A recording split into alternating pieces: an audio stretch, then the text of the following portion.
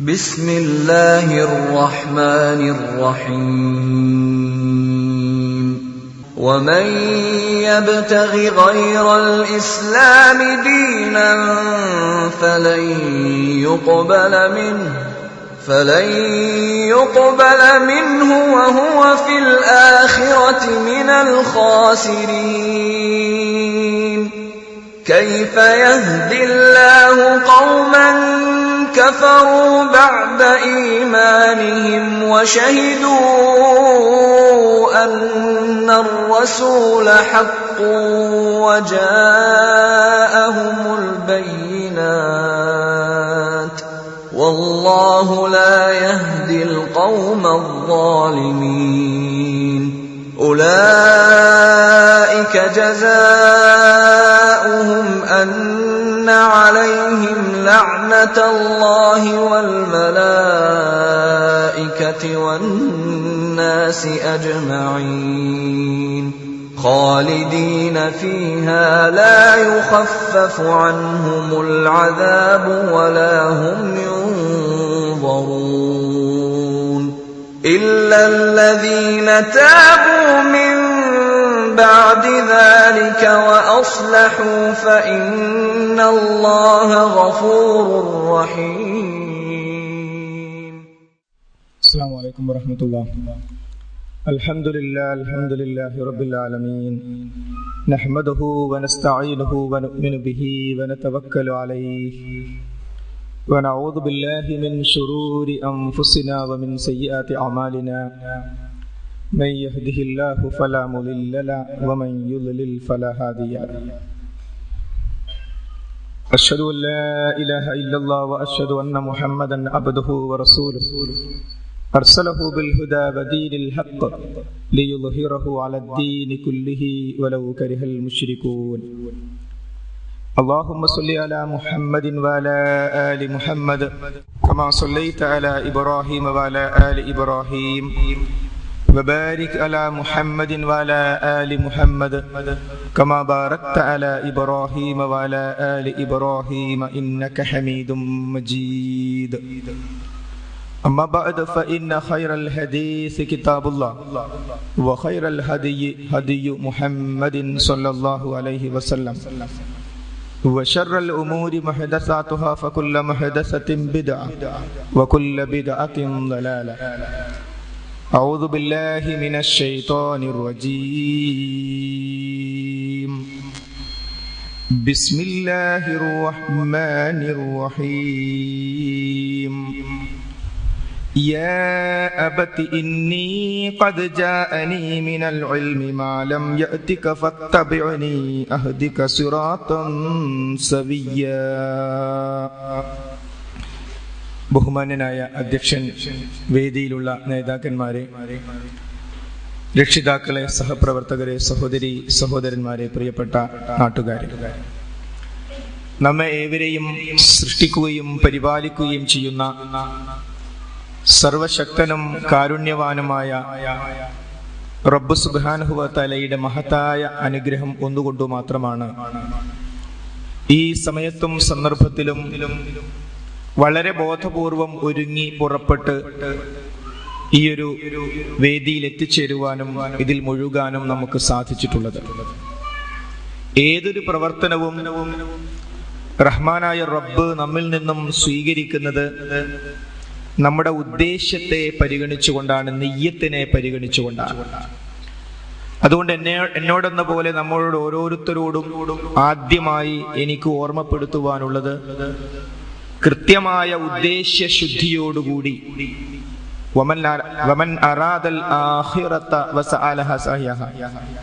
ആരെങ്കിലും ആഖിറത്തിനെ ഉദ്ദേശിക്കുകയും എന്നിട്ട് അതിനു വേണ്ടി അതിൻ്റെതായ പ്രവർത്തനവും ചെയ്യുകയും ചെയ്താൽ അവൻ സത്യവിശ്വാസിയായിരിക്കെ അങ്ങനെ ചെയ്താൽ അല്ലാഹു സുബ്ഹാനഹു വ തആല ആ പ്രവർത്തനം നന്ദിയോടുകൂടി സ്വീകരിക്കുമെന്നാണ്.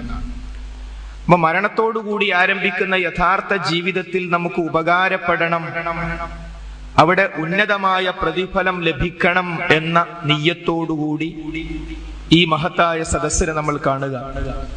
ഇൽമ് സമ്പാദനത്തിനുള്ള ഇറങ്ങിത്തിരിക്കൽ, സഹലല്ലാഹു ബിഹി ത്വരീഖൻ ഇലൽ ജന്ന, സ്വർഗത്തിലേക്കുള്ള വഴി എളുപ്പമാക്കി കൊടുക്കുമെന്ന് മഹാനായ നബി കരീം സല്ലല്ലാഹു അലൈഹി വസല്ലം പഠിപ്പിച്ചു.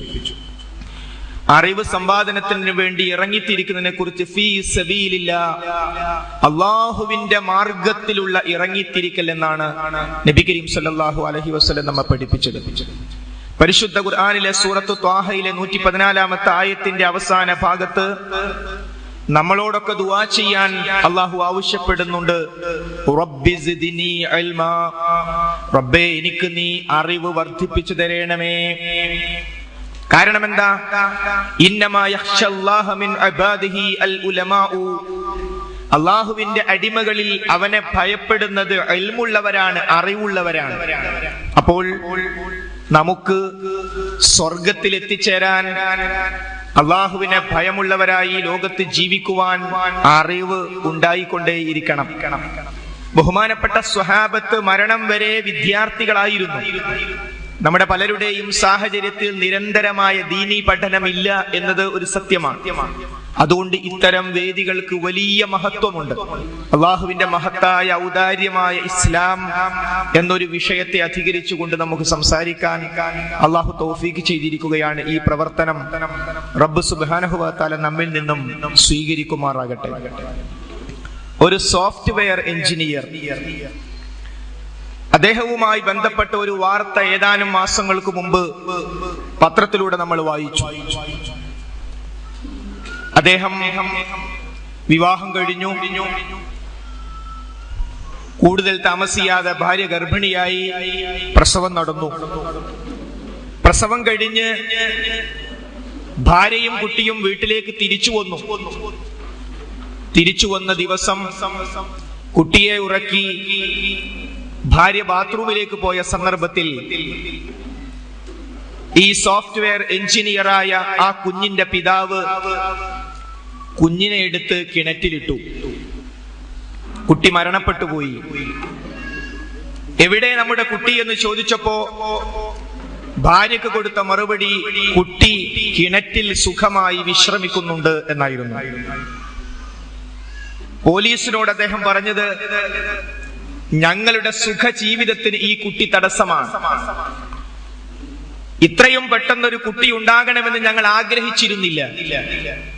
അതുകൊണ്ട് തന്നെ ഈ കുട്ടിയെ എനിക്ക് ആവശ്യമില്ല എന്നാണ് നിസ്സങ്കോചം അദ്ദേഹം സംസാരിച്ചത്. ഈ സോഫ്റ്റ്വെയർ എഞ്ചിനീയർക്ക് ഏതൊരു അറിവിന്റെ കുറവാ ഉള്ളത്? അത്തരം ഒരു സ്ഥാനത്ത് എത്തിപ്പെടണമെങ്കിൽ നല്ല വിദ്യാഭ്യാസം വേണമെന്നും 10ാം ക്ലാസ്സിലാകട്ടെ പ്ലസ് ടുവിനാകട്ടെ നല്ല മാർക്ക് ലഭിച്ച് മുന്നോട്ട് പോകണമെന്നും എഞ്ചിനീയറിംഗിന് നല്ല മാർക്ക് കിട്ടുന്നതൊക്കെ നമുക്കറിയാം. ഇതൊക്കെ പഠിച്ചിട്ടും മനസ്സിലാക്കിയിട്ടും അദ്ദേഹം ചെയ്ത ക്രൂരകൃത്യം, ആ ക്രൂരകൃത്യത്തിന്റെ പിന്നിൽ ഒരു ചോദ്യം ഉയർന്നു നിൽക്കുകയാണ്. ഏതൊരു അറിവിന്റെ കുറവാണ് ആ മനുഷ്യനുള്ളത്? ഇന്ത്യയിൽ ഏറ്റവും കൂടുതൽ ആത്മഹത്യ നടക്കുന്ന സംസ്ഥാനം, ഇന്ത്യയിൽ ഏറ്റവും കൂടുതൽ വിദ്യാഭ്യാസമുള്ള സംസ്ഥാനം ഏതോ അത് തന്നെ, അഥവാ കൊച്ചു കേരളമാണ്.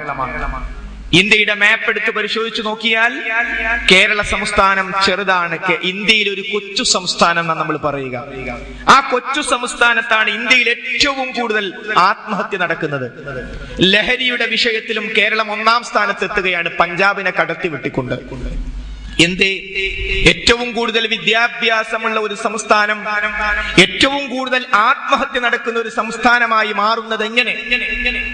ഏതൊരു അറിവിന്റെ കുറവാണ് നമുക്ക് അവിടെ ബോധ്യപ്പെടുന്നത്? ഒരു പിടി വറ്റ് ഒരു കെമിസ്ട്രി വിദ്യാർത്ഥിയുടെ കയ്യിൽ കൊടുത്താൽ ആ ഒരു പിടി വറ്റ് ലാബ് അനാലിസിസിന് വിധേയമാക്കി ആ ഒരു പിടി വറ്റിൽ എത്ര കാർബോഹൈഡ്രേറ്റ് അഥവാ അന്നജമുണ്ട്, എത്ര മഗ്നീഷ്യം ഉണ്ട്, ഫോസ്ഫറസ് ഉണ്ട്, ഇതൊക്കെ കൃത്യമായ ലാബ് അനാലിസിസ് റിപ്പോർട്ട് നൽകാൻ ഒരു കെമിസ്ട്രി വിദ്യാർത്ഥിക്ക് സാധിക്കും. അതൊരു വലിയ അറിവ് തന്നെയാണ്, അതൊരു വലിയ കഴിവ് തന്നെയാണ്. എന്നാൽ ആ ഒരു പിടി വറ്റ് വിശക്കുന്നവന് കൊടുത്താൽ പുണ്യമാണ് എന്നൊരറിവുണ്ട്. ആ അറിവില്ലാതെ ലാബ് അനാലിസിസിന് മാത്രമുള്ള വിവരം കൊണ്ട് അവനോ അവന്റെ കുടുംബത്തിനോ ഈ സമൂഹത്തിനോ അവന്റെ കെമിസ്ട്രിയിലെ അറിവ് കൊണ്ട് അടിസ്ഥാനപരമായി യാതൊരു പ്രയോജനവും ഇല്ല. ഇവിടെയാണ് ശാസ്ത്ര സാങ്കേതിക രംഗത്ത് വമ്പിച്ച വളർച്ച ലോകം നേടിക്കൊണ്ടിരിക്കുമ്പോഴും മനുഷ്യർ അസ്വസ്ഥരാണ്, അസമാധാനത്തിലാണ്, അശാന്തിയിലാണ് മനുഷ്യർ ഇന്ന് കഴിഞ്ഞുകൂടിക്കൊണ്ടിരിക്കുന്നത്. കാരണം എന്താ? ഈ വളർച്ച, ശാസ്ത്ര സാങ്കേതിക രംഗത്തെ വമ്പിച്ച വളർച്ച, ആദ്യഘട്ടത്തിൽ ഹിരോഷിമ, നാഗസാക്കി, അവിടെ നടന്ന ബോംബ് വർഷം, അണുബോംബ് വർഷത്തിന്റെ ദുരന്ത ഫലങ്ങൾ ഇപ്പോഴും അനുഭവിക്കുകയാണ്. ആ ബോംബുണ്ടാക്കിയവരും അത് വർഷിച്ചവരും വിവരമില്ലാത്തവരല്ല. പക്ഷെ വിവരത്തെ ഉപയോഗപ്പെടുത്തേണ്ടത് എങ്ങനെയെന്ന വിവരം നഷ്ടപ്പെട്ടു പോയതാണ്. നമുക്കറിയാം, ഗർഭാശയത്തിലുള്ള കുഞ്ഞുങ്ങളെ കൊല്ലുന്ന കാലമാണിത്. മഹാനായ നബി കരീം സല്ലല്ലാഹു അലൈഹി വസല്ലമ സമൂഹത്തിലേക്ക് നിശ്ചയിക്കപ്പെട്ട ആ കാലഘട്ടത്തിൽ ജീവനോടുകൂടി പെൺകുട്ടികളെ കുടിച്ചുമൂടലായിരുന്നു. എന്നാൽ ശാസ്ത്ര സാങ്കേതിക രംഗത്തെ വമ്പിച്ച വളർച്ച കൊണ്ട് നമ്മൾ സ്കാനിംഗ് കണ്ടെത്തി. അപ്പോൾ സ്കാൻ റിപ്പോർട്ടിൽ ഗർഭാശയത്തിലുള്ളത് ആൺകുട്ടിയാണോ പെൺകുട്ടിയാണോ എന്ന് തിരിച്ചറിയാൻ കഴിയും. അതുകൊണ്ട് സ്കാനിംഗ് കൊണ്ട് ഒട്ടേറെ ഗുണങ്ങൾ ഇന്ന് നമുക്കുണ്ട്. പക്ഷേ പെൺകുട്ടിയാണെങ്കിൽ ഗർഭാശയത്തിൽ വെച്ച് കാച്ചിക്കളയുക എന്ന കൊലപാതകം ചെയ്തവനെന്ന ക്രൂരകൃത്യത്തിലേക്ക് ആളുകൾ പോകാൻ ഈ സ്കാനിംഗ് എന്ന ഒരൊറ്റ കാരണത്താൽ ആ അറിവിനെ മനുഷ്യൻ ഉപയോഗിച്ചത്. അങ്ങനെ എന്തൊരറിവില്ലായ്മ കൊണ്ടാണ് സ്കാനിംഗ് എന്ന അറിവിനെ ദുരുപയോഗം ചെയ്തത്. അടിസ്ഥാനപരമായ ഒരു വിഷയമാണിത്. അതുകൊണ്ട് തന്നെ ഈ അസ്വസ്ഥതയിലും അസമാധാനത്തിലും മനുഷ്യൻ കഴിഞ്ഞുകൂടുമ്പോ നമുക്ക് ബോധ്യമാവുകയാണ്, ഏതോ ഒരു അറിവിന്റെ കുറവ് മനുഷ്യൻ ഇവിടെയുണ്ട്. എന്താണത്? പലപ്പോഴും ഭൗതിക പ്രത്യയശാസ്ത്രങ്ങൾ മനുഷ്യനെ കണ്ടത് 20 ലക്ഷത്തോളം ജീവജാലങ്ങളിൽ ഒരുവനായി മാത്രമാണ്. 20 ലക്ഷത്തോളം ജീവജാലങ്ങളിൽ ഒരുവനായി മാത്രമാണ് കണ്ടത്. ആൽക്കുരങ്ങിൽ നിന്നും അതിന്റെ രോമം എടുത്തു മാറ്റിയാൽ മനുഷ്യനാകുമോ? അല്ല. മറ്റ് ജീവജാലങ്ങളിൽ നിന്ന് വ്യത്യസ്തമായി വളരെ സുപ്രധാനമായ ചില പ്രത്യേകതകൾ മനുഷ്യനുണ്ട്. അവൻ ആത്മാവുള്ള ജീവിയാണ്. ആലുവയിലോ പെരുമ്പാവൂരിലോ പൗരപ്രമുഖനായ ഒരു വ്യക്തി മരണപ്പെട്ടാൽ ചില ആളുകൾ അനുശോചന യോഗങ്ങൾ സംഘടിപ്പിച്ചേക്കാം. ആ അനുശോചന യോഗങ്ങളിൽ പങ്കെടുക്കുന്നവരെല്ലാവരും മരണപ്പെട്ട വ്യക്തിയുടെ ഗുണഗണങ്ങൾ അനുസ്മരിച്ചതിന് ശേഷം മറക്കാതെ പറയുന്ന ഒരു വാചകമുണ്ട്. ആ മരണപ്പെട്ട ആൾ ക്രൈസ്തവനാകട്ടെ, ഹൈന്ദവനാകട്ടെ, മുസ്ലിം ആകട്ടെ, മതമില്ലാത്തവനാകട്ടെ, ആരാകട്ടെ, ആ വ്യക്തിയുടെ ഗുണഗണങ്ങൾ അനുസ്മരിച്ചതിന് ശേഷം പറയും, അദ്ദേഹത്തിന്റെ ആത്മാവിന് നിത്യശാന്തി ലഭിക്കുമാറാകട്ടെ. ഈ ഒരു വാക്ക് രാജ്യത്തെ അറിയപ്പെടുന്ന കാഴ്ച ബംഗ്ലാവിലെ സിംഹം ചത്തുപോയാൽ മനുഷ്യരാരെങ്കിലും പറയുമോ? ഒരു പട്ടി ചത്താൽ, പൂച്ച ചത്താൽ നമ്മൾ പറയുമോ അതിന്റെ ആത്മാവിന് നിത്യശാന്തി ലഭിക്കുമാറാകട്ടെ എന്ന്? മനുഷ്യൻ മരിക്കുമ്പോൾ ആത്മാവിനെ കുറിച്ച്, നിത്യശാന്തിയെ കുറിച്ച്, അത് ലഭിക്കുവാനുള്ള മാർഗം, അതിനുള്ള പ്രാർത്ഥന മനുഷ്യൻ നടത്തുന്നു. അപ്പോൾ മനുഷ്യൻ തീർത്തും വ്യത്യസ്തനാണ്. എങ്ങനെയാണ് ഈ മനുഷ്യൻ വ്യത്യസ്തനായി തീരുന്നത്? അതെ, മനുഷ്യ ജീവിതത്തെ കുറിച്ച് പഠിക്കുന്ന ഏതൊരാൾക്കും ആ കാര്യം ബോധ്യപ്പെടും. തന്നെ തുമ്പിക്കൈ കൊണ്ടൊരു തട്ടുകൊടുത്താൽ തെറിച്ചു പോകേണ്ട മനുഷ്യനാ. നടാന, എടത്താന, വലത്താന, ആനങ്ങനെ വലത്തോട്ട് ചെരിയ. ഏതാ ഈ സാധനം? തുമ്പിക്കൈന്റെ അത്ര വലുപ്പല്ല. ആ മനുഷ്യനാ ആനയെ കൊണ്ട് നടക്കുന്നത്. എന്റെ ആനക്കില്ലാത്ത ഒന്ന് മനുഷ്യന് കിട്ടിയിട്ടുണ്ട്. അതാണ് ബുദ്ധി, അതാണ് നന്മതിന്മകൾ വേർതിരിച്ച് മനസ്സിലാക്കാനുള്ള കഴിവ് മനുഷ്യന് നൽകപ്പെട്ടിരിക്കുന്നു. ഈ കഴിവ് നൽകപ്പെട്ടത് കൊണ്ട് തന്നെ മനുഷ്യന്റെ ജീവിതത്തിൽ നമുക്കൊരു കാര്യം മനസ്സിലാകും. ഇവിടെയുള്ള മറ്റ് ജീവജാലങ്ങളിൽ ഏതെങ്കിലും ഒന്ന് മറ്റുള്ളതിനെ കുറിച്ച് പഠിക്കുന്നുണ്ടോ? ഇവിടെയുള്ള ഏതെങ്കിലും ഒരു ജീവജാലം പഠിച്ചു ഗവേഷണം നടത്തി മനുഷ്യരെ പറ്റി, മറ്റു ജീവജാലങ്ങളെ പറ്റി പഠിക്കുന്നുണ്ടോ? ഇല്ല. അവർ 500 കൊല്ലം മുമ്പ്, നൂറ്റാണ്ടുകളായി ഇവിടത്തെ പറവകൾ, ഇഴജന്തുക്കൾ, മറ്റ് ജീവജാലങ്ങൾ, അവരുടെ കൂട് എങ്ങനെയാണോ അങ്ങനെ തന്നെയായിരുന്നു അവരുടെ കൂട്. എന്നാൽ മനുഷ്യന്റെ വീടോ, ഒരു 50 കൊല്ലത്തിനപ്പുറത്തുള്ള മനുഷ്യന്റെ വീടും ഇന്നത്തെ വീടും, അന്നത്തെ വാഹനവും ഇന്നത്തെ വാഹനം, എത്ര മാറിപ്പോയി മനുഷ്യർ, അല്ലെ? എന്നാൽ ഇതൊക്കെ മനുഷ്യരിലാ കാണുന്നത്. അപ്പോൾ മനുഷ്യന് നൽകപ്പെട്ട ഈ വിശേഷ ബുദ്ധിയുടെ താല്പര്യം എന്താ? ഈ വിശേഷ ബുദ്ധി അടങ്ങുന്ന ജീവിതത്തിന്റെ താല്പര്യം എന്താ? മനുഷ്യൻ എന്താണ് ഈ ലോകത്ത് നിർവഹിക്കുവാനുള്ളത്? അടിസ്ഥാനപരമായ ഒരു ചോദ്യമല്ലേ അത്? തീർച്ചയായും. എങ്കിൽ ഒരു വാഴക്കൊരു ദൗത്യമുണ്ട്. എന്താ? മനുഷ്യനൊരു വാഴക്കുല സമ്മാനിക്കുക. വാഴക്കുല സമ്മാനിച്ചു കഴിഞ്ഞാൽ ആ വാഴ സ്വയം നശിച്ചു മറ്റു വാഴകൾക്ക് വളമായി മാറും. കണ്ണിന്റെ പുരികം, മേശപ്പുറത്ത് വെച്ചൊരു ഊത്ത് കൊടുത്താൽ പാറിപ്പോകുന്ന കണ്ണിന്റെ പുരികം, ആ പുരികം മുഴുവൻ പറിച്ചു മാറ്റി നോക്കൂ. നമ്മൾ ഉറങ്ങുമ്പോൾ കണ്ണ് തുറന്നു കിടക്കും. നമ്മൾ ഉറങ്ങുമ്പോൾ കണ്ണ് തുറന്നു കിടക്കും. പുരികം മുഴുവൻ എടുത്തു മാറ്റിയാൽ, അതെ, കണ്ണിന്റെ പുരികം, നിസ്സാരമായ ആ ഒരു രോമകൂപത്തിന് പോലും ഒരു ദൗത്യമുണ്ട്. കണ്ണിനെ സംരക്ഷിക്കുക എന്നതാണ് അതിന്റെ ദൗത്യം. ഒരു നാട്ടിൽ പനിയും മഞ്ഞക്കളറും എല്ലാവർക്കും. മഞ്ഞപ്പിത്തമാണോ? പരിശോധിച്ചു, അല്ല, മഞ്ഞപ്പിത്തമല്ല. പിന്നെ എങ്ങനെയാ ഈ പനി വ്യാപിച്ചത്? സൂക്ഷ്മമായ ഗവേഷണ നിരീക്ഷണങ്ങൾ നടത്തി റിസൾട്ട് വന്നു. എന്ത്? കണ്ടാമൃഗങ്ങളെ കൂട്ടത്തോടെ കൊന്നൊടുക്കിയിരുന്നു. അവിടെ ഇക്കോ ബാലൻസിൽ തകരാറ് പറ്റി. അതിന്റെ പ്രതിഫലനം എന്തിനാ? കണ്ടാമൃഗം എന്തിനാ? നമുക്ക് ജീവിക്കാൻ നമ്മൾ ചിന്തിക്കുക. എന്നാൽ ഇവിടെയുള്ളത് ഭൂമിയിലുള്ളത് മുഴുവനും നിങ്ങൾക്ക് വേണ്ടി സൃഷ്ടിച്ചതാണ്. അപ്പോൾ ഇവിടെയുള്ള സർവ്വ ചരാചരങ്ങൾക്കും മനുഷ്യനുമായി ബന്ധപ്പെട്ട് ചില ദൗത്യങ്ങളുണ്ട്. മനുഷ്യർക്ക് വേണ്ടി സൃഷ്ടിക്കപ്പെട്ടിരിക്കുന്നു. അതൊക്കെ അവർക്കൊക്കെ കൃത്യമായ ദൗത്യങ്ങളുണ്ട്. മനുഷ്യന്റെ ദൗത്യം എന്താ? മനുഷ്യൻ ഇവിടെ ഇല്ലെങ്കിൽ മറ്റ് ജീവജാലങ്ങൾക്കൊന്നും ഒരു പ്രശ്നവുമില്ല. മാത്രമല്ല, മനുഷ്യൻ ഉണ്ടെങ്കിൽ ചില പ്രശ്നങ്ങളുണ്ട്. കാട്ടിൽ എത്ര ജീവജാലങ്ങളുണ്ട്, പക്ഷെ കാട്ടിൽ പോലീസ് സ്റ്റേഷൻ ഇല്ല, വെടിവെപ്പില്ല, അവിടെ അക്രമങ്ങളില്ല, യാതൊരു പ്രശ്നവുമില്ല. വല്ല പ്രശ്നവും കാട്ടിലുണ്ടെങ്കിൽ വല്ല വീരപ്പനോ മറ്റോ മനുഷ്യൻ അവിടെ ഇടപെട്ടിരിക്കും. എങ്കിലേ കാട്ടു പ്രശ്നമുള്ളൂ. കടലിൽ എത്ര ജീവജാലങ്ങളാ, മത്സ്യങ്ങളിൽ തന്നെ എത്ര എത്ര ഇനങ്ങള്, വലിയ തിമിങ്ങലൊക്കെ അവിടെ ഉണ്ട്. അവിടെ യാതൊരു പ്രശ്നവുമില്ല. വല്ല പ്രശ്നമുണ്ടെങ്കിൽ വല്ല സോമാലിയയിലെ കടൽ കൊള്ളക്കാരോ മറ്റോ അവിടെ എത്തിയാൽ അവിടെ പ്രശ്നമുണ്ട്. ആകാശത്ത് പ്രശ്നമുണ്ടോ എങ്കിൽ ഏതോ വിമാനത്തിൽ ഏതോ ക്രൂരന്മാര് കയറിക്കൊള്ളുന്ന മനുഷ്യരിൽ നിന്ന് കുഴപ്പം മുഴുവൻ നാട്ടിലാണ്. കുഴപ്പം മുഴുവൻ മനുഷ്യരുള്ളിടത്താണ്. എന്തേ പറ്റി? മനുഷ്യന്റെ ജീവിതത്തിന്റെ ദൗത്യം എന്താണ്? ജീവിതത്തിന്റെ ലക്ഷ്യം എന്താണ്? താല്പര്യം എന്താണ് എന്ന അടിസ്ഥാനപരമായ അറിവ്, ആ അറിവ് മനുഷ്യന് ലഭിക്കാതെ പോയി. ഈ അറിവ് മനുഷ്യന് തന്നെ നൽകാൻ സാധിക്കുമോ? അങ്ങനെ നൽകാൻ പലരും ശ്രമിച്ചു നോക്കി.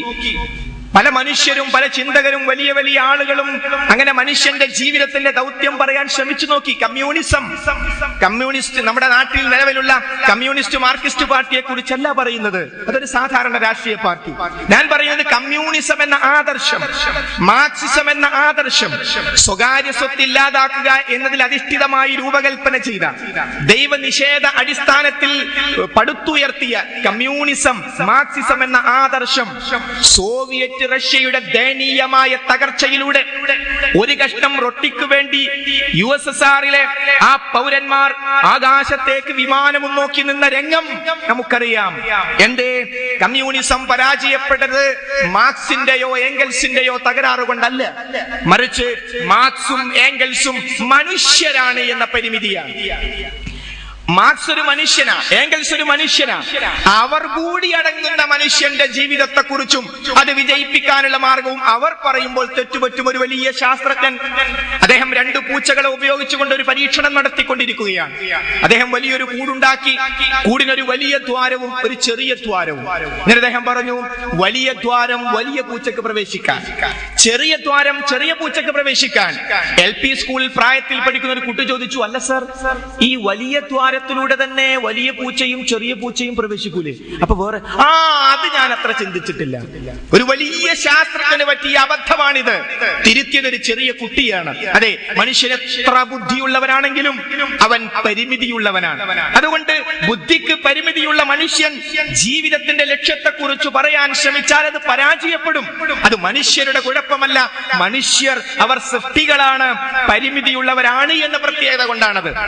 കമ്മ്യൂണിസത്തിന്റെ തകർച്ചയോടുകൂടി ആ ഗ്യാപ്പ് കൂടി ഫില്ല് ചെയ്യാൻ ആഞ്ഞു ശ്രമിച്ച മുതലാളിത്തം, ആ മുതലാളിത്തം എന്താ? മുതലാളിത്തത്തിന്റെ ബേസ് ഇഷ്ടം പോലെ സമ്പാദിക്കാം.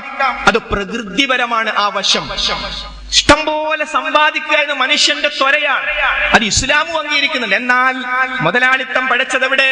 സമ്പാദിക്കുന്നതിലെ നൈതികതയും ധാർമ്മികതയും മനുഷ്യന് തീരുമാനിക്കാം. സമ്പാദിക്കുന്നതിലെ തെറ്റും ശരിയും മനുഷ്യന് തീരുമാനിക്കാം. പണം ഉണ്ടാക്കണം എങ്ങനെ? അത് മനുഷ്യന് തീരുമാനിക്കാം. അവിടെ പാളി, അവിടെയാണ് മുതലാളിത്തത്തിന്റെ പാളിച്ചയുടെ ഒന്നാം പോയിന്റ്. ഇന്ന് ലോകത്തോടനീളം നമ്മൾ കേട്ടുകൊണ്ടിരിക്കുന്ന ഫിനാൻഷ്യൽ ക്രൈസിസ്, സാമ്പത്തിക പ്രതിസന്ധി. ആ സാമ്പത്തിക പ്രതിസന്ധിയോടുകൂടി മുതലാളിത്തം തകർന്നടിയുന്ന കാഴ്ച നമ്മൾ കണ്ടു. ഒബാമ ഇന്ത്യയിൽ ഇന്ത്യയിലേക്ക് വന്നപ്പോ ഒപ്പം നമ്മൾ ഒരു വാർത്ത വായിച്ചു.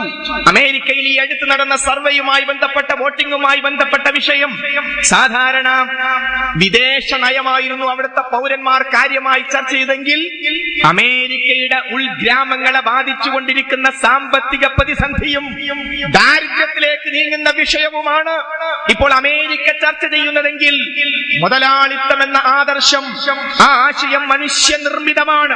നമ്മുടെ മുമ്പിൽ വെച്ച് തകർന്നടിയുന്ന രംഗം നമ്മൾ കാണുന്നുവെങ്കിൽ എന്താണ് അതിന്റെ പ്രശ്നം? മനുഷ്യൻ രൂപകൽപ്പന ചെയ്തു, മനുഷ്യന്റെ ബുദ്ധിയിലാണ് അത് വന്നത്. അമേരിക്ക സ്വർണത്തിന്റെ ബേസിസ് മാറ്റി യൂറോ ആക്കി മാറ്റിയത് മാത്രമല്ല ഫിനാൻഷ്യൽ ക്രൈസിസിന്റെ കാരണം. അതിലപ്പുറം രണ്ട് കാരണങ്ങൾ ലോകത്തോട് സാമ്പത്തിക ശാസ്ത്രജ്ഞന്മാർ വിളിച്ചു പറയുന്നു. ഒന്ന് പലിശ, മറ്റൊന്ന് ഊഹക്കച്ചവടം. ഒരു 25 കൊല്ലങ്ങൾക്ക് മുമ്പ് പലിശ വാങ്ങാൻ പാടില്ലെന്ന് നമ്മളൊക്കെ സ്കൂളിൽ നിന്ന് അധ്യാപകരോട് കുട്ടിയോട്, നിങ്ങളൊക്കെ ഈ കാലത്ത് ജീവിക്കേണ്ടവരാണോ? അതൊക്കെ അന്നത്തെ കാലത്തുള്ളത്. അന്ന് പലിശ ഇല്ലാതെ ജീവിക്കാൻ കഴിയുമോ? എന്നാൽ ഫിനാൻഷ്യൽ ക്രൈസിസ് വന്നപ്പോ യൂറോപ്യൻ കൺട്രീസ് വാർത്ത, ഇന്ന ബാങ്ക് ഇത്ര പലിശ നിരക്ക് കുറച്ചു, ഇന്ന ബാങ്ക് ഇത്ര കുറച്ചു. നമ്മുടെ രാജ്യത്തിന് പോലും അത്തരം വാർത്തകൾ വന്നു ഇല്ലേ? ഇസ്ലാമിക് ബാങ്കിങ് ഇന്ത്യയിൽ ഇന്ന് ഭരിച്ചുകൊണ്ടിരിക്കുന്നത് ഇസ്ലാമിക ഗവൺമെന്റ് ആണോ? കേരളം ഭരിക്കുന്ന ഇസ്ലാമിക ഗവൺമെന്റ് ആണോ? ബറാക് ഒബാമ വരുന്നതിന്റെ ഒരാഴ്ച മുമ്പ് ഡോക്ടർ മൻമോഹൻ സിംഗ് ഇസ്ലാമിക് ബാങ്കിങ്ങിനെ കുറിച്ച് സംസാരിച്ചു. റിസർവ് ബാങ്കിന്റെ ഗവർണർ കേരളത്തിൽ വന്നപ്പോ ഇസ്ലാമിക് ബാങ്കിങ് ആവാം, എന്റെ അഭിപ്രായത്തിൽ അതിന് അനുയോജ്യമായ രൂപത്തിൽ നിയമനിർമ്മാണം വേണ്ടിവരും. ഡോക്ടർ തോമസ് ഐസക് മുസ്ലിം അല്ല, അദ്ദേഹം ഒരു ഇസ്ലാമിക ഗവൺമെന്റ് മന്ത്രിയുമല്ല. അദ്ദേഹം എല്ലാ സൗകര്യവും ഇസ്ലാമിക് ബാങ്കിങ്ങിന് ചെയ്യുമെന്ന് പറയുന്നത് ഇസ്ലാമിനോടോ മുസ്ലിങ്ങളോ സ്നേഹം കൊണ്ടല്ല, മറിച്ച് ഇസ്ലാം ഉയർത്തിപ്പിടിക്കുന്ന സാമ്പത്തിക നിയമങ്ങൾ മനുഷ്യ പ്രകൃതിയുമായി യോജിച്ചതാണ് എന്ന കൃത്യമായ കണ്ടെത്തലും പഠനവുമാണ് അത്തരം ഒരു സാഹചര്യത്തിന് കാരണമായിട്ടുള്ളത്. അപ്പോൾ മുതലാളിത്തം പരാജയപ്പെട്ടു. അത് പരാജയം നമ്മൾ കണ്ടുകൊണ്ടിരിക്കുന്നു. കമ്മ്യൂണിസത്തിന്റെ അവസ്ഥ അത്. ഇവിടെയാണ് മനുഷ്യന്റെ ജീവിതം എന്തിനെന്നും ആ ജീവിതത്തിന്റെ ലക്ഷ്യം എന്തെന്നും അതിനുള്ള മാർഗം എന്താണെന്നും ആരു പറയണം? ഒരു സംശയവും വേണ്ട. മനുഷ്യനെ സൃഷ്ടിച്ചവൻ പറയണം. മനുഷ്യന്റെ ജീവിതം എന്തിന് എന്ന്, അതിന്റെ ദൗത്യം എന്തിന് എന്ന്, എവിടുന്ന് വന്നു എങ്ങോട്ട് പോകുന്നു എന്ന അടിസ്ഥാനപരമായ ആ ചോദ്യങ്ങൾക്കുള്ള ഉത്തരം ആര് പറയണം? മനുഷ്യനെ സൃഷ്ടിച്ചവൻ പറയണം. ആ സൃഷ്ടിച്ചവൻ പറഞ്ഞാലേ ശരിയാവുകയുള്ളൂ. അതാണ് ആ സൃഷ്ടാവിന്റെ ദർശനത്തിന്റെ പ്രാധാന്യം. അവിടെയാണ് ലോകത്തിന്റെ സൃഷ്ടാവായ നാഥൻ, അവനെ അറിയാത്ത ഒരാളും ഈ ലോകത്തില്ല. ആദിവാസികൾ, അവരിൽ സ്കൂളിന്റെ പടി കാണാത്ത ഒരു ആദിവാസിയോട്, പത്രം വായിച്ചിട്ടില്ലാത്ത, TV കണ്ടിട്ടില്ലാത്ത, ലോകവിവരങ്ങളില്ലാത്ത ഒരു ആദിവാസിയോട് ലോകത്തിന്റെ സൃഷ്ടാവിനെ കുറിച്ച് സംസാരിച്ചു നോക്കൂ. ആ ഉടയ തമ്പുരാൻ, ഇന്ന് വരെ ഒരു പുസ്തകം വായിച്ചിട്ടില്ലാത്ത, ക്ലാസ് കേട്ടിട്ടില്ലാത്ത, സ്കൂളിൽ പോയിട്ടില്ലാത്ത ഒരു ആദിവാസി പറയുന്നു, ആ ഉടയ തമ്പുരാൻ എനിക്കറിയാം. അതേ, മനുഷ്യന്റെ മനസ്സിൽ ലോകത്തിന്റെ സൃഷ്ടാവായ നാഥനെ കുറിച്ചുള്ള ബോധമുണ്ട്. അതെ, ആ പടച്ചവൻ, ലോകത്തിന്റെ സൃഷ്ടാവിനെ അറിയാത്ത ഒരാളും ഈ ലോകത്തില്ല. ആ സൃഷ്ടാവ് അറിയാത്ത ഒരാളും ഈ ലോകത്തില്ല. ആ സൃഷ്ടാവിന് പലരും പല പേരുകൾ പറയുന്നു. അറബിയിൽ അവന് അല്ലാഹു എന്ന് പറയും. ഗോഡ് എന്ന് പറഞ്ഞാൽ അല്ലാഹു ആവുകയില്ല. ദൈവം എന്ന് പറഞ്ഞാൽ അല്ലാഹു ആവുകയില്ല. ദൈവം, ഗോഡ് എന്നതിന്റെ നേരെ അറബി ഇലാഹ് എന്നാണ്. ഈ മൈക്കിനെ ഒരാൾ ആരാധിച്ചാൽ ഈ മൈക്ക് ഇലാഹാകും, ആരാധ്യ വസ്തുവാകും. ഒരാളോട് ഒരാൾ പ്രാർത്ഥിച്ചാൽ ആ പ്രാർത്ഥിക്കുന്ന വ്യക്തി ഇലാഹാകും. എന്നാൽ അല്ലാഹു എന്ന് പറഞ്ഞാൽ ഇലാഹിന്റെ മുമ്പ് അലിഫ് ലാം ചേർക്കണം. അൽ ഇലാഹ്, സാക്ഷാൽ ആരാധ്യൻ, യഥാർത്ഥത്തിൽ ആരാധനയ്ക്ക് യോഗ്യനായവൻ. അതാണ് അല്ലാഹുവിന്റെ അർത്ഥമായി പണ്ഡിതന്മാർ വിശദീകരിച്ചത്. അൽ ഇലാഹ്, സാക്ഷാൽ ആരാധ്യൻ അല്ലാഹു. അത് മുസ്ലിങ്ങളുടെ കുലദൈവത്തിന്റെ പേരല്ല, മറിച്ച് അറബി ബൈബിൾ എടുത്തു പരിശോധിച്ചു നോക്കൂ. കൃത്യമായി നമുക്ക് കാണാം. ബഹുമാന്യനായ MM അക്ബർ സാഹിബ് എഴുതിയിട്ടുള്ള അല്ലാഹുവിനെ അറിയുക എന്ന പുസ്തകം, ആ പുസ്തകത്തിൽ അറബി ബൈബിൾ എടുത്ത് ഉദ്ധരിച്ചിട്ടുണ്ട്. അതിൽ ലോകത്തിന്റെ സൃഷ്ടാവായ നാഥന് കൊടുത്തിരിക്കുന്ന പരിഭാഷ അല്ലാഹു എന്നാണ്. അതിൽ യേശുവിനെ കുറിച്ച്, ഈസാ നബിയെ കുറിച്ച് പരാമർശമുണ്ട്. അവിടെ ഈസാ നബിയെ പറ്റി അല്ലാഹ് എന്ന് പറഞ്ഞിട്ടില്ല. ലോകത്തിന്റെ സൃഷ്ടാവിന് കൊടുത്ത പരിഭാഷ അല്ലാഹു എന്നാണ്. ഒറ്റപ്പെട്ടതാണെങ്കിലും മറ്റു മതങ്ങളുടെ ഗ്രന്ഥങ്ങളും അറബി ഭാഷയിലുണ്ട്. അതിലും അല്ലാഹുവിന് കൊടുത്തിരിക്കുന്ന ലോകത്തിന്റെ സൃഷ്ടാവിന് കൊടുത്തിരിക്കുന്ന പരിഭാഷ അല്ലാഹു എന്ന് തന്നെയാണ്. ആ ലോകത്തിന്റെ നാഥൻ, എല്ലാവർക്കും അറിയുന്ന, എല്ലാവരെയും അറിയുന്ന ലോകത്തിന്റെ സത്താവായ നാഥൻ. പല പേരുകളിൽ ആളുകൾ പറയുന്നു. അവൻ പറയണം ജീവിതത്തിന്റെ ലക്ഷ്യം എന്താണ്.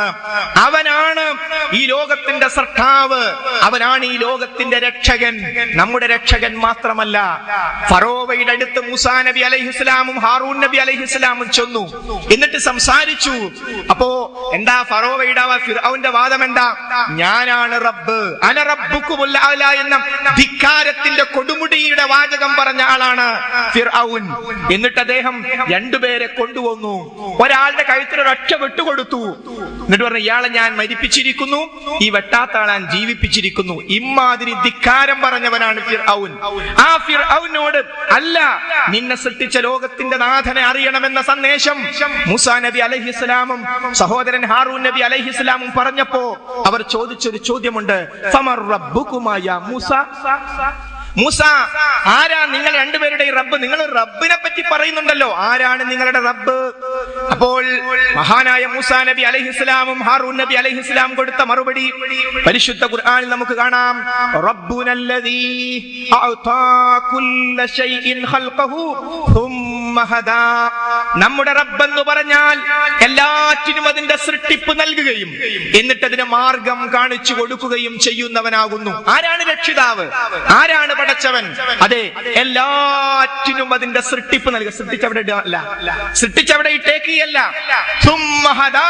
എന്നിട്ട് അതിന് മാർഗം കാണിച്ചു കൊടുക്കുകയും ചെയ്യുന്നവൻ. ഇത് പ്രപഞ്ചത്തിലെ മറ്റ് ജീവജാലങ്ങളിലേക്ക് ബന്ധപ്പെടുത്തിയാൽ അതൊരു വലിയ വിഷയമാണ്. ഒന്ന് രണ്ട് ഉദാഹരണങ്ങൾ മാത്രം പറയാം. കങ്കാരു എന്ന് പറയുന്ന ഒരു ജീവി, അത്ഭുതകരമായ ഒരു ജീവിയാണത്. ആ ജീവിയുടെ ഉദരത്തിൽ ഒരു സഞ്ചിയുണ്ട്. ആ സഞ്ചിയിലാണ് കങ്കാരുവിന്റെ കുട്ടി താമസിക്കേണ്ടത്. കങ്കാരു പ്രസവിച്ചു കഴിഞ്ഞാൽ ഈ സഞ്ചിയിലേക്ക് എത്തിക്കഴിഞ്ഞാൽ കുട്ടിക്ക് മുലപ്പാല് കിട്ടും. എന്നാൽ കങ്കാരു പ്രസവിച്ചു കഴിഞ്ഞ രംഗം വിദൂര വീക്ഷണം നടത്തിയാൽ നമുക്കൊരു കാര്യം ബോധ്യപ്പെടും.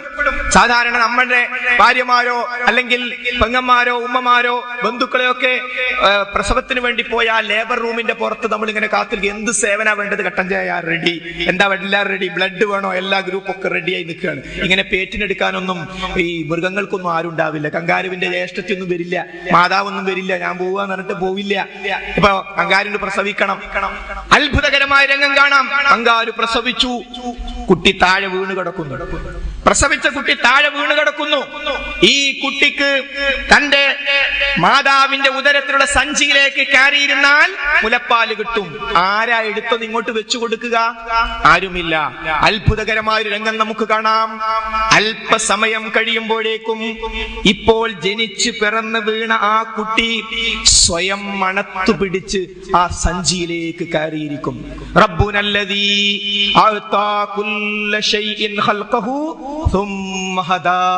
നമ്മുടെ റബ്ബെന്ന് പറഞ്ഞാൽ എല്ലാറ്റിനും അതിന്റെ സൃഷ്ടിപ്പ് നൽകുകയും എന്നിട്ട് അതിന് മാർഗം കാണിച്ചു കൊടുക്കുകയും ചെയ്യുന്നവനാകുന്നു. കങ്കാരുവിന്റെ കുട്ടിയെ പ്രസവിച്ചവിടെ ഇട്ടേക്കുകയല്ല, അതിന് മുന്നോട്ട് പോകണം.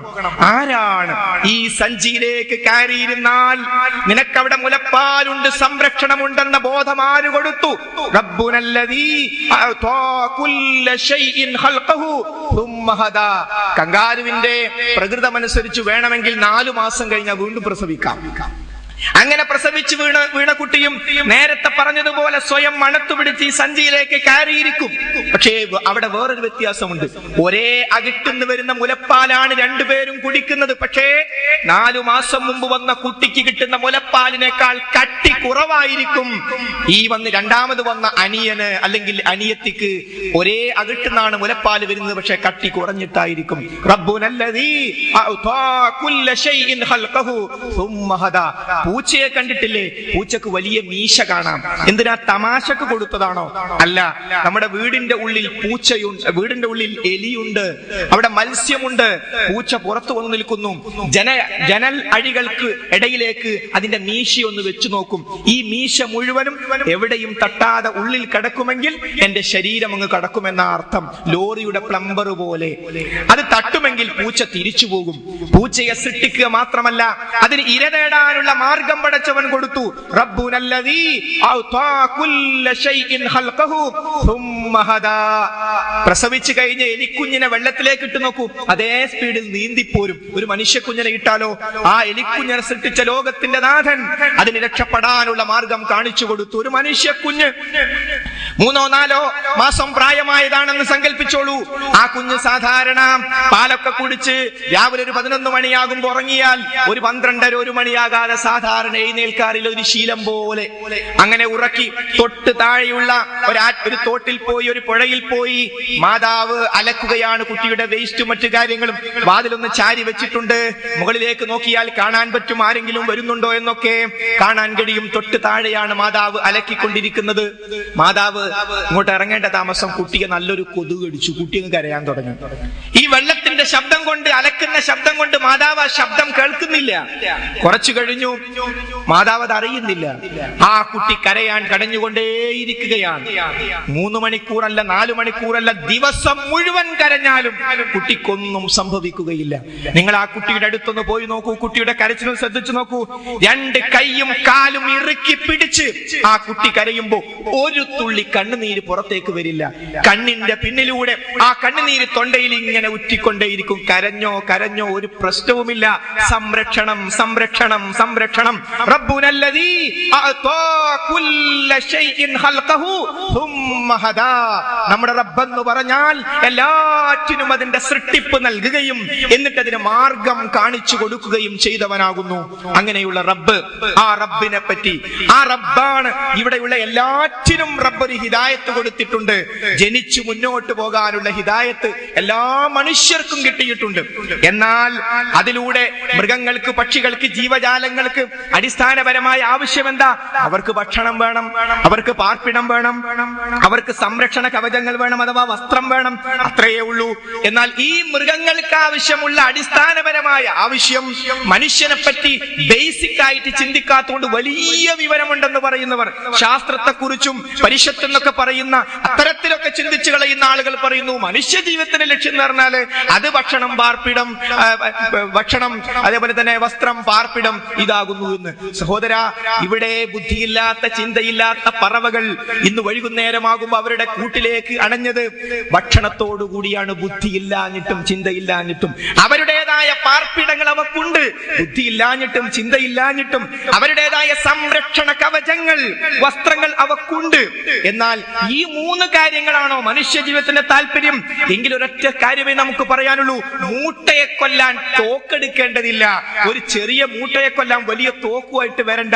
ഈ വലിയ ബുദ്ധിയൊന്നും ഈ കേവലം ഭക്ഷണം, പാർപ്പിടം, വസ്ത്രം ഇതിനാവശ്യമില്ല. അതിനപ്പുറത്തൊരു ലക്ഷ്യം മനുഷ്യ ജീവിതത്തിനുണ്ട്, അവന്റെ ബുദ്ധിക്കുണ്ട്, താല്പര്യത്തിനുണ്ട്. അതാണ് അടിസ്ഥാനപരമായി നാം മനസ്സിലാക്കേണ്ടത്. ആ മനുഷ്യ ജീവിതത്തിന്റെ ലക്ഷ്യം നമുക്ക് എങ്ങനെ അറിയാൻ കഴിയും, എങ്ങനെ മനസ്സിലാക്കാൻ കഴിയും? അവിടെയാണ് മനുഷ്യനെ അവന്റെ ജീവിതം എങ്ങനെ മുന്നോട്ട് പോകണമെന്ന കൃത്യമായ മാർഗദർശനം അവനെ സൃഷ്ടിച്ച നാഥൻ നൽകുന്നു. നമ്മളൊരു മെഷീൻ വാങ്ങി എറണാകുളത്ത് നിന്ന്, ആലുവയിൽ നിന്ന്, എന്നിട്ടോ ആ മെഷീനോടൊപ്പം ഒരു കാറ്റലോഗ് ലഭിക്കും. ആ കാറ്റലോഗ് അനുസരിച്ച് മെഷീൻ പ്രവർത്തിപ്പിച്ചാൽ സുഖമായത് മുന്നോട്ട് പോകും. ഒരാൾ ഒരു ഡീസൽ കാർ വാങ്ങി, എന്നിട്ട് പറഞ്ഞ അടുത്ത് ഇഷ്ടം പോലെ പൈസ ഉണ്ടെന്ന് പറഞ്ഞ് പെട്രോൾ അടിച്ചാലോ വണ്ടി തകരാറായി പോകും, അല്ലെ? ഏതൊരു സാധനവും അത് നിർമ്മിച്ച വ്യക്തി അതിന് എങ്ങനെയാണോ നിർദ്ദേശങ്ങൾ കൊടുക്കുന്നത് അതനുസരിച്ച് പ്രവർത്തിപ്പിച്ചിട്ടില്ലെങ്കിൽ താറുമാറായി പോകും. എങ്കിൽ മനുഷ്യന്റെ ജീവിതം താറുമാറായി പോകും. അബദ്ധത്തിലും അപകടങ്ങളിലും ചെന്ന് പെട്ടുപോകും. എങ്ങനെയാണെങ്കിൽ മനുഷ്യനെ സൃഷ്ടിച്ച നാഥന്റെ നിർദ്ദേശം ആവശ്യമുണ്ട്, പടച്ചവന്റെ നിർദ്ദേശം ആവശ്യമുണ്ട് മനുഷ്യന്. കാരണം മനുഷ്യനെ സൃഷ്ടിച്ചത് ലോകത്തിന്റെ രക്ഷിതാവായ നാഥനാണ്.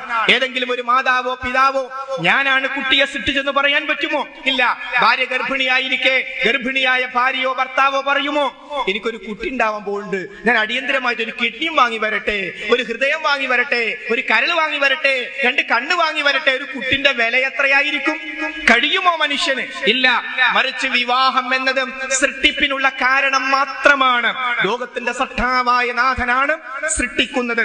ആ സൃഷ്ടിച്ച നാഥൻ മനുഷ്യന്റെ ജീവിതത്തിന്റെ ലക്ഷ്യത്തെ കുറിച്ച് പറയണം. അത് കൃത്യമായി പറഞ്ഞിട്ടുണ്ട്. ആ പറഞ്ഞ ആ ആദർശം അതാണ് മഹാനായ ആദം നബി അലൈഹിസ്സലാമും ഹവ്വാ ബീവിയും നമ്മളൊക്കെ എത്തിപ്പെടാൻ ആഗ്രഹിക്കുന്ന സ്വർഗമാകുന്ന തറവാട്ടിൽ നിന്നും അവർക്ക് പിശാച് വരുത്തിയ ഒരു അബദ്ധം മൂലം അവർ ഇറങ്ങിപ്പോരേണ്ടി വന്ന സന്ദർഭമുണ്ടായപ്പോ ലോകത്തിന്റെ സൃഷ്ടാവ് അവരോട് പറഞ്ഞ കാര്യം സ്വർഗത്തുനിന്ന് പുറത്തു പോകണം. അപ്പോഴാണ് നമ്മുടെ മാതാപിതാക്കൾക്ക് പറ്റിയ അബദ്ധത്തെ കുറിച്ച് അവർ ചിന്തിച്ചത്. കാരണം പിശാച് മനുഷ്യനെ വഴിപഴപ്പിക്കുന്നത് ചെയ്യുന്ന പ്രവർത്തനങ്ങൾക്ക് ന്യായമുണ്ടാക്കി കൊടുത്തുകൊണ്ടാണ്. പിശാച് അവരുടെ പ്രവർത്തനങ്ങളെ ഭംഗിയാക്കി കൊടുക്കും. ആ വിലക്കപ്പെട്ട കനി ഭക്ഷിച്ചാൽ സ്ഥിരമായി സ്വർഗത്തിൽ നിൽക്കാം, അല്ലെങ്കിൽ മലക്കുകളായി മാറും എന്ന തോന്നലാണ് ഇബ്ലീസ് നമ്മുടെ മാതാപിതാക്കളുടെ മനസ്സിലുണ്ടാക്കി കൊടുത്തത്. അപ്പൊ ഖൈറുദ്ദേശിച്ചാണ് പടച്ചവന്റെ കൽപ്പന അവർ മറന്നുപോയത്. ഭൂമിയിലേക്ക് വന്നു, പടച്ചവന്റെ നിർദ്ദേശം വന്ന് ഭൂമിയിലേക്ക് വന്നപ്പോ നമ്മുടെ മാതാപിതാക്കളുടെ ഏക ചിന്ത തിരിച്ച് സ്വർഗത്തിലേക്ക് തന്നെ പോകണം. ആ സ്വർഗത്തിലേക്ക് തന്നെ പോകണമെന്ന അവരുടെ ആഗ്രഹത്തിന്റെ കാരണത്താൽ പറ്റിപ്പോയ അബദ്ധത്തെ കുറിച്ച് പടച്ചവനോട് ഏറ്റുപറയണം. അതിനുള്ള വാചകങ്ങൾ റബ്ബ് തന്നെ പഠിപ്പിച്ചു കൊടുത്തു. ഖാലാ റബ്ബനാ ലലംനാ അൻഫുസനാ വഇല്ലം തഗ്ഫിർ ലനാ വതർഹംനാ ലനകൂനന്ന മിനൽ ഖാസിരീൻ. റബ്ബേ, ഞങ്ങളോട് തന്നെ അതിക്രമം പ്രവർത്തിച്ചു പോയി. നീ ഞങ്ങളോട് പൊറുത്തിട്ടില്ല എങ്കിൽ, നീ ഞങ്ങളോട് കരുണ കാണിച്ചിട്ടില്ല എങ്കിൽ ഞങ്ങൾ നഷ്ടകാരികളിൽ പെട്ടുപോകും. ആ ദുആ അല്ലാഹു സ്വീകരിച്ചുകൊണ്ട് നേരെ സ്വർഗത്തിലേക്ക് വന്നോളൂ എന്നല്ല പറഞ്ഞത്. മറിച്ച് റബ്ബ് പറഞ്ഞത്, നിങ്ങൾ ഭൂമിയിൽ തന്നെ അല്പകാലം താമസിക്കണം. വലക്കും ഫീഹാ മുസ്തഖറും വമതാഉൻ ഇലാഹീൻ. നിശ്ചിതമായ അവധി വരെയുള്ള വിഭവങ്ങൾ നിങ്ങൾക്ക് അവിടെയുണ്ട്, നിങ്ങൾക്കുള്ള താമസ സ്ഥലവും അവിടെയുണ്ട്. പക്ഷേ അതൊക്കെ അനുഭവിച്ചുകൊണ്ട് നിങ്ങൾ ജീവിക്കുമ്പോ ആ സ്വർഗത്തിലേക്ക് തന്നെ, നിത്യകാരുണ്യത്തിലേക്ക്, റബ്ബിന്റെ ആ സമാധാനത്തിന്റെ ഭവനത്തിലേക്ക് തിരിച്ചെത്താൻ നിങ്ങൾ എന്ത് ചെയ്യണം? അതെ, ആ ആദം നബി അലൈഹിസ്സലാമിന്റെയും ഹവ്വാ ബീവിയുടെയും സന്താനങ്ങളിൽപ്പെട്ട നമ്മൾ, ഈ മാനവ സമൂഹമെല്ലാം എന്ത് ചെയ്യണം? അതുകൊണ്ടാണ് അന്ന് പറഞ്ഞ കാര്യം അവസാന വേദഗ്രന്ഥമായ പരിശുദ്ധ ഖുർആനിലൂടെയും നമ്മൾ ഓതിക്കൊണ്ടിരിക്കുന്നത്. എന്നിൽ നിന്നുള്ള സന്മാർഗം, എന്നിൽ നിന്നുള്ള നേർമാർഗം നിങ്ങൾക്ക് വന്നുപെട്ടാൽ, ആ നേർമാർഗത്തെ, സന്മാർഗത്തെ ആരെങ്കിലും പിൻപറ്റിയാൽ, ഫലാ ഖൗഫുൻ അലൈഹിം വലാ ഹും യഹ്സനൂൻ, അവർ ഭയപ്പെടേണ്ടതില്ല, വ്യസനിക്കേണ്ടതില്ല.